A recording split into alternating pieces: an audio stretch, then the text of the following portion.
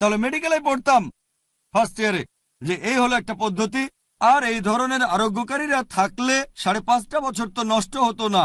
আমি এখানে যেটা বলবো, মানুষজন যে আধ্যাত্মিক আরোগ্যের কথা বলে তার বেশিরভাগই আসলে বড় ধরনের প্রতারণা।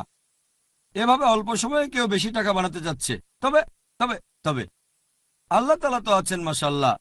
পবিত্রকরণের আয়াত পাঠ করলে আপনি মানসিক শান্তি পাবেন। এতে হতে পারে চিকিৎসা।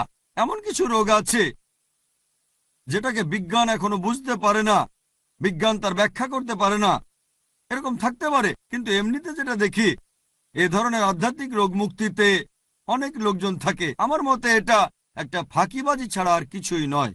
আর যারা এই পদ্ধতিতে আরোগ্য করেন তাদের আমন্ত্রণ জানাচ্ছি, চলেন কালকেই যাই সায়ন হসপিটালে একসাথে। ঠিক আছে? আপনি রোগীদের সুস্থ করবেন, আপনি থাকলে 50 জন ডাক্তারের কাজ হয়ে যাবে।